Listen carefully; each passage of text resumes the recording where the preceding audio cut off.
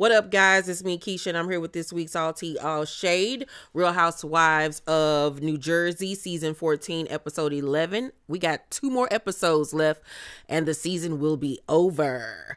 But in this week's episode, we begin with Jen, Ayden, lying to her brothers and her sister-in-law about what happened with Danielle. And I'm like, girl, you do know that this is going to air on television and everybody's going to see that you're lying. Like, she was straight trying to portray herself as the victim and like she was the one that was attacked. It's just crazy to me how this girl operates. And then she goes on to tell them that she feel like Teresa don't have her back and she always has Teresa back, and she's going to talk to her about it. So the only thing out of that conversation that was the actual truth for me was the part about Teresa, because she always does have Teresa back and Teresa never, ever has hers, except for when it comes to calling Joe, her brother, the B word. She allowed that. She allowed her to disrespect her brother. That was like the only time she really has ever had Jen's back. But other than that, like when Jen get into it with the girls, she don't really have much to say at all. So Danielle visits Rachel at her house for the first time. They have a little play date with their kids, and she talks about her dad and how disappointed she was that he couldn't come to the last little things that she had or whatever. And I'm just sick of it. I'm honestly sick of it. I don't want to hear about it no more. Unless your daddy gonna pop up on screen, I don't care about hearing about you and your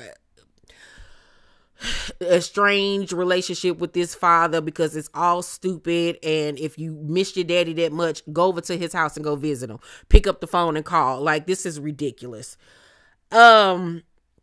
Then they talk about Jen and how Jen was acting at the live podcast and what she said to Jen and everything. So Rachel says that she's going to have a slumber party at her house and that she's going to invite all the girls minus Teresa, of course. And she asks Danielle how she feels. She was like, I'm good. You know, I'll be on my best behavior. You know, it's no smoke. I'm good.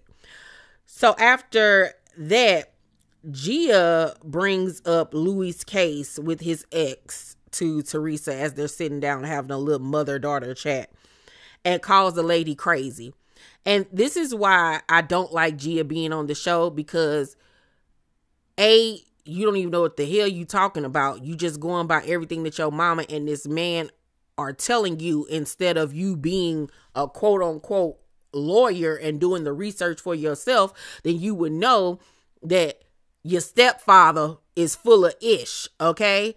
The stuff that's been going on behind the scenes, allegedly, with this case with Louis and his ex-girlfriend is diabolical. It has been alleged that him and Teresa's lawyer hired somebody to pretend like they needed therapy to go to this lady's office to see if she would say anything about him. He's been having people allegedly stalk this woman and all types of craziness. So it's like, Gia, just be quiet. Please just be quiet. I just cannot with Gia. So Teresa says that Marge is a part of the whole case with Louis and the ex-girlfriend, and that she has been talking to the ex this whole time. Mind you, Marge has already said that she spoke to this lady. So what's the big deal? I don't care at this point if they BFFs at this point. After you tell me that you hired a private investigator to dig into my life, oh, it's up and it's stuck. I don't care nothing about nothing. You can be mad all you want to. So Teresa really thinks she doing something with this information, and it's another fail. It's literally another fail. Nobody cares, my love. Nobody. So Gia was like, you know, it's going to be an aha moment with Margaret.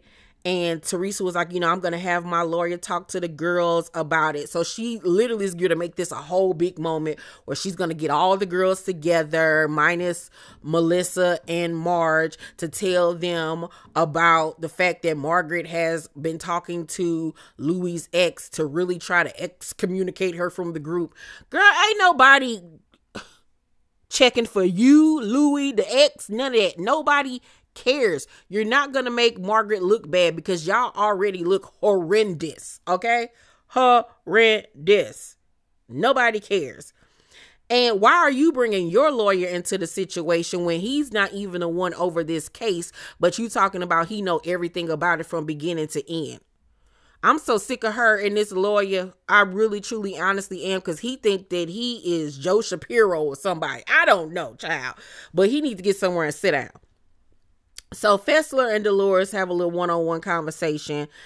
And Fessler says that she texts Rachel about the whole situation, about talking about John to Teresa and them, and that Rachel didn't respond until she said that she wasn't coming to the slumber party, which was childish. It was childish AF.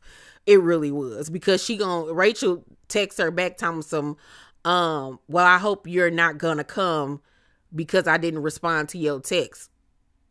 Absolutely, she's not gonna come, Rachel, and you didn't respond to her text message. Now you being childish. You being real childish and ignorant, and that did show the age difference between y'all, because that's petty and it's silly and it's stupid, honestly, truly. But Dolores suggests that they can't be friends anyway because of their age differences in their stage in life. I don't agree with that, because I have friends that are older than me, years older than me, and we have great rapport with one another. So I don't agree with that. I think that in life outside of the cameras, they could have been great friends, but being on this show is what really messed up their budding friendship with one another, because Jen came into this season trying to be friends with everybody, even though you're being friends with people that have disrespected your close friend Margaret and a new friend of yours to the umpteenth degree. So it's just like, what's going on here? I cannot be friends with somebody like Jen Fessler. Like, if I was Margaret, like I've said before, there would be no friendship after that. After what Teresa and Louis did, calling my son and harassing my son, and then you going to sit up here and be friends with them? Girl, get out of here. Like, nah, it's a wrap. It is a wrap on that friendship for sure. So Jen and Teresa then link up for lunch so Jen can confront her on not having her back. And as always, when Teresa gets called out on something or somebody going off on her, it's like she just be sitting there looking like she is literally having a stroke. Like, she be looking so stupid in the face when somebody confront her, because, you know, the brain don't compute as fast as her mouth does. So she basically, what's her name? Jen was basically like, you know, I always have your back. You don't have mine. So maybe I need to stop doing it. Maybe I need to stop having your back. That was a threat. That was a threat to her. That was a threat to Teresa. Because without her, who does she really have? Yeah, you can recruit Jackie, but Jackie ain't gonna go as far as Jen will go with the behind the scenes antics, I feel. And Jen got so much stuff on Teresa that Teresa just can't dispose of her like she does other people, because they done did so much dirt with each other. Because as soon as Jen said, well, maybe I shouldn't do that no more, Teresa was like, wait. Like, she was like, like, I love you. Like, we're friends, and I do have your back, and I will have your back in the future. Girl, she got it together real quick. Jen is dumb, but she ain't that dumb, okay? She knows how to threaten and blackmail. But when that friendship deteriorates, oh, baby. Because if and when Jen does not come back next season, I cannot wait to see how long their friendship is going to last. Watch what I tell you.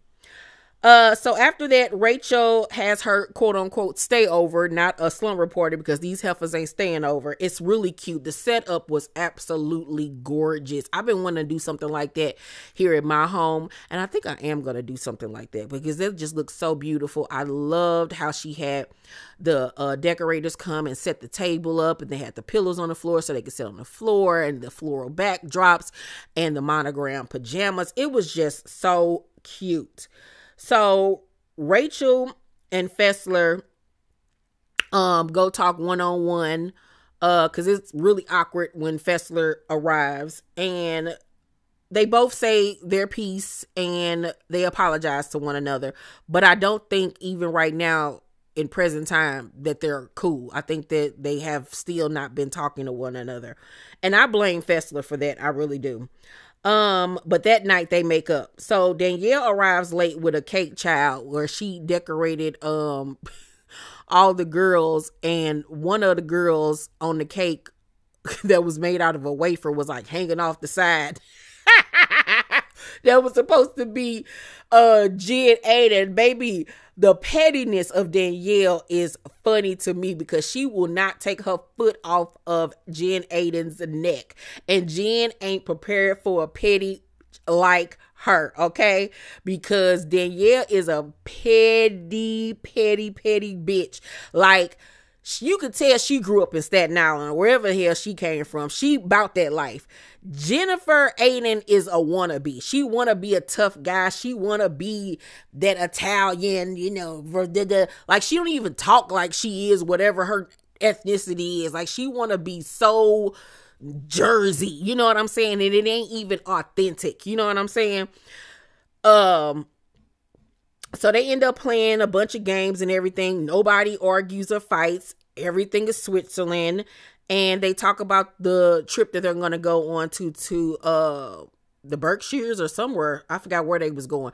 But remember, it's not going to happen because the place that they were going to stay end up catching on fire. So the cast trip gets suspended for this season, and after next week's episode it'll be the season finale where we have the Last Supper.